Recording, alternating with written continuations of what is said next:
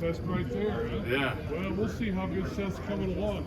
Get on up there. Get up there. Yeah, no doubt. How's the rehab? It's going good. It's going good. Getting a bunch of great reports from my surgeon and my PT, and timelines I'll be back for training camp. So that's good news to hear. From years of covering the NFL, I know that running backs and other skilled players would say a year to heal and a year to trust it. You heard that, or what have they kind of told you on how you're going to handle that? Yeah, I don't know. First time ever going through something like this, so it's a learning experience each step of the way, and attacking rehab each day, and it's going really well. And when my doctors say I'm good to go, I'll have to trust it, and we'll go out there and see how it does. Seth, where have you been rehabbing or doing all that stuff? I've been working with the people in Columbus at the Ohio State facility. Seth, outside of yourself, who's the leader of that Ohio State offense? Will Howard. He brings in a presence like into the huddle and intensity. You know, he knows exactly what he's doing each play, and when you have a guy like that can come in and like, hey, here's what we're doing. It's 3rd and 3. We got to get this, and when he can bring in that energy in and fire everybody up, it was definitely a difference maker. Was that like immediate, or did he kind of grow into that as the year went on? He definitely grew into it. You know, you got to go out there and gain confidence for yourself and gain the trust of your teammates. And throughout the year, he just got better and better. We got to give you credit for the roller coaster existence in college. You know, Alabama, then the snaps, then the transfer, and then you do great at Ohio State. Then you get hurt, but then at the end, the lasting image of you smoking the cigar on the side. How would you describe the ups and downs you've gone through in the last couple of years? Yeah, it's been an awesome career. I wouldn't change anything for the world. Being the two greatest football programs in the country, like 2 most winningest, or 2 of the top 3. It's been an incredible blessing to be a part of those teams and win a lot of games. And you know, there's ups and downs that come with it, but it's put me in this position where I'm at right now. And you know, I wouldn't be where I was without the worst parts of my time, and I wouldn't be where I am without the best parts, clearly. But wouldn't trade anything for the world. What's this last week been like? What kind of feedback have you gotten from teams? Yeah, it's cool. I think everybody's just trying to see where this Achilles is at, and you know, it's going good. Trying to reassure people that it's going to be good. Trying to really wow people on the board work and teaching them like the stuff that we did at Ohio State, and I think I'm doing a really good job there. Just got to keep gaining the trust and keep going to work on this PT and rehab, and by April we'll know a lot more how that's going. What do you feel like you were able to learn, you know, the last few months, even while being sidelined? What do you feel like you were able to pick up? Yeah, the biggest thing is I never had a season-ending injury like this, so you know, I know why I love to play football, but I didn't realize how much I would miss football if I didn't have it. And that's reignited a fire in me to get back out there and get my competitive juices flowing, and attacking this rehab each day like it's a Saturday game. So just excited to get back out there and get another opportunity to play football. Seth, what do you think separates good centers from great centers? What do you think is part of the separation? I think communication. You can do your job and you can know what you're doing, but if you can't effectively communicate that to the 4 people and you know the tight ends and the quarterback at the line of scrimmage and all the different environments that you can play in, if you can't do that, then you won't elevate the game of everybody else around you. If you have a great center in there that can communicate and have everybody on the same page and everybody has trust in that center, people play much faster and it takes a lot of thinking out for everybody else. So whichever team that drafts you, what kind of player are they? Yeah, I think they're getting somebody that can do just that. I've played in a ton of environments, the hardest environments across the country, multiple different conferences, played with a lot of different systems, played with a bunch of different quarterbacks. I know how to effectively communicate to everybody, and I think I do raise the level of play of those around me. Seth, have you met Tampa Bay Buccaneers? I have not. What did it mean to you to be named the best center in college football? Yeah, it was awesome. You know, you don't really. My whole mentality is I don't really play for awards like that, especially stuff that's voted on, because there's not really like you can't really prove what you've done to get there. It's based on like votes, but to be voted for that is cool. To have people recognize that you know I played really well and had a bounce back year, it's tremendous, and that's something nobody can take away from me. And it's a huge testament to the people that poured into me this year at Ohio State. Coach Justin Fry did an incredible job. Coach Day for just having the respect of my game to bring me in and you know not listen to everything that goes on Twitter, and to have that amount of confidence in me. It really helped me play at a high level. We have Nick Saban to thank for badass taking him down, the great center, the future quarterback next year. I mean, Jimmy Christmas, you guys kind of found a good promised land after Nick retired, I guess. Yeah, I think Coach Day does a great job of identifying good people to bring into this organization, whether that's in high school or through the transfer portal, and he does a really good job at that, and it really paid off this year. What do you think of the way Carson stepped in, and where did you kind of see him grow the most, especially the last couple months there? Yeah, Carson did an incredible job after I got hurt. He was starting at left guard for a couple games before I went down, and for him to slide back into the center spot where he'd been taking a lot of backup reps throughout the year, I think he grew a lot.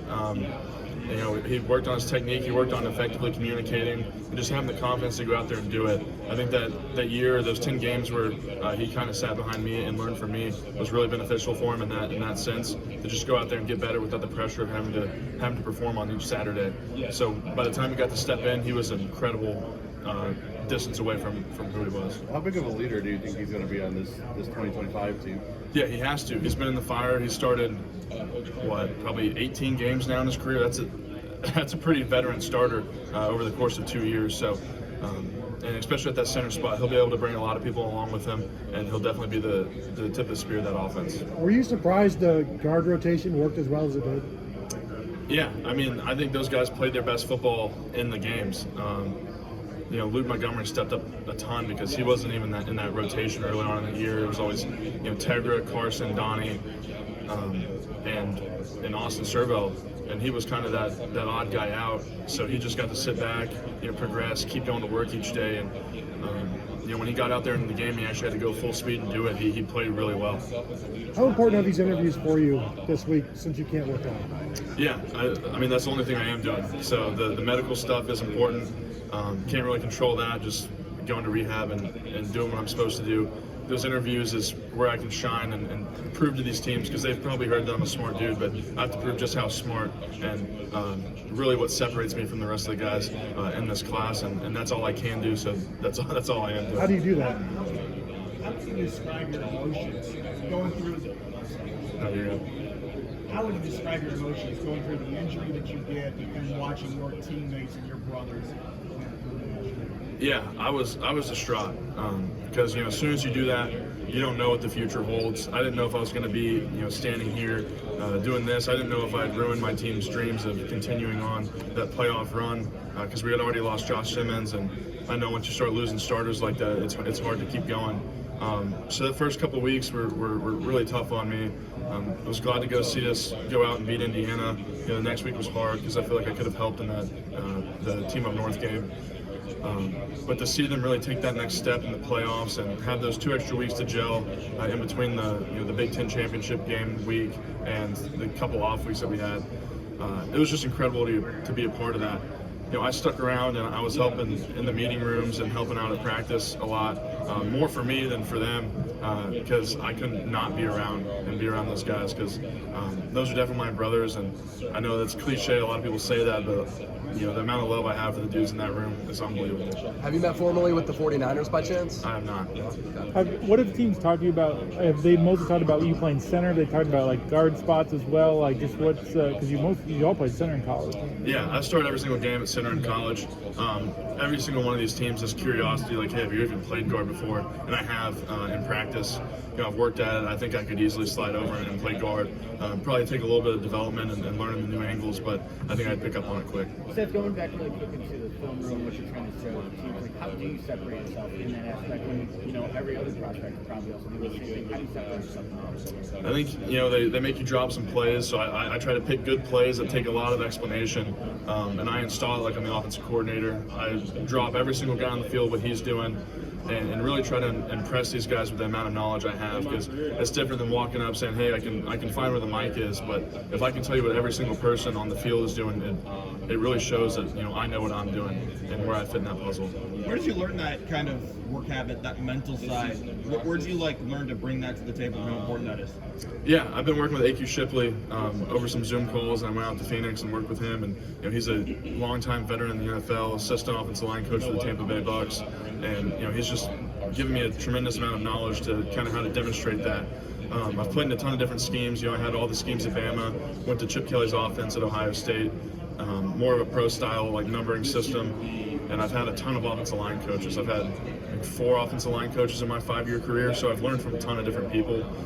Just picking up different knowledge from each one of them has been a very beneficial process to go through for me, and I think it really helps me when I can go out there and demonstrate what I know and how much knowledge and experience I have. Well, if you've already been asked, but can you explain part of that decision to transfer from Bama to Ohio State? Yeah, I didn't have the year I wanted to my last year at Alabama, and my end goal was I wanted to play in the National Football League. Going into that 4th year, I had a draftable grade. At the end of it, I didn't. And if I wanted to go and get to this point, I had to challenge myself. I had to be uncomfortable. I went to Ohio State where they had a guy who had started 12 games at center the year before. I knew if I couldn't play at Ohio State, then I wasn't going to play in the NFL anyways. But the scariest decision is the one that's going to make you grow the most. And that's definitely what it was. Going into a high-pressure environment, national championship or bust team, if I couldn't perform, I wouldn't be here anyways, and I didn't deserve to be here. But I went there, proved myself to the coaching staff, to the guys in that room, won a starting spot, played really, really well those 10 games that I got before I got hurt, and I've put myself in a position to be here, so I'm thankful for the whole process. I was just talking with Josh Simmons over there, and he said you're one of the most intelligent teammates he's ever had. What was it like working with Josh? Yeah, I appreciate that, Josh, forever over there at Podium 6. But yeah, Josh Simmons, he's a freak athlete. He's one of the most athletically gifted persons that I've ever played with in the game of football in my 5 years of college.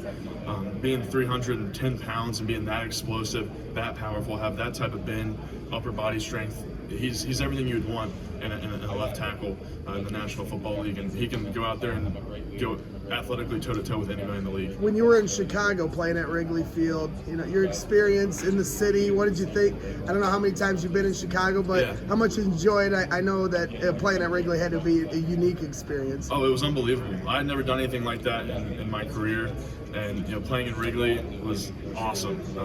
I'd never been there. I'd never really been to that ballpark. Never really been to Chicago, to be honest. And to go out there, see all the Buckeye fans that traveled, filling out that stadium like 85%, scarlet and gray. It was an awesome experience. Seeing the ivy on the wall, going in there the day before, seeing the sunset over the field, it was surreal, and that was a cool, last game experience in my college career. Have you had a chance to talk with the Bears at all? I have not. Not yet. Going back to one of your matchups from last season before the injury, the Oregon game. Do you remember the matchup with Harmon 55? Because he had an impressive week here, probably one of the better matchups you had in the season. Yeah, he's a really good player. Super strong, powerful, quick dude for his size. Really good in the pass rush. He's really good at getting to your back pad and trying to get through you. Most of the stuff I had against him was on third downs, and we had a good plan. He didn't really do a whole lot on me that game, but he's an incredible player, and I think we schemed him up that really well in the third down. And also in that game, Caldwell 90, their nose tackle, who was just one of the bigger guys here in general. That's obviously a really physically imposing matchup. What do you remember that? What made him unique? Yeah, he was stout. He still had some length. Even he's a kind of short person, but he still had arm strength, arm length to kind of lock you out. Super low to the ground, super low center of gravity, so it's hard to kind of dig him out of there. You really have to have that guy on a double team if you want to get any sort of movement on that guy. I have a lot of respect for him. Hey Seth, have you really been snapping the football since you were 7? Yeah. So, what's interesting about that is, did you always was it your dream to be the center? Okay. Yeah, I think that's the most fitting the most fitting spot for me. Started my career off at running back, got 2 plays. Before the center fumbled the ball to the quarterback, so they put me at center, and that's kind of where I stuck most of my career outside a couple years of high school. So the foresight of my Pee Wee coaches was incredible, but it's really it's where I morphed into who I am. It's the best fit for me on a football field, and it's kind of cool to see that progression since I was like a young kid. So it's obviously critical in the NFL. I mean, you have to identify and keep what's going to translate best for you, given your incredible intelligence at the position. Yeah, I've played in a ton of different schemes. We ran every single scheme that you could really have over my course of my career from Bama to Ohio State. So I have a tremendous knowledge base, going into these installs and meetings with coaches, and I'll be able to pick it up really quick. Seth, I know he got hurt midway through the year, but what were your impressions about playing with Josh Simmons for the amount of games he did, and what stood out about him as a left tackle? Yeah, he's a freak athlete. He can athletically go toe-to-toe with anybody. that sort of foot quickness, that upper body strength, that bend, the recovery ability, it's not common in football, and that's why he's going to be a top pick. All right, thanks, Seth. If you want to grab your name card, we'll head back to the area. Appreciate it.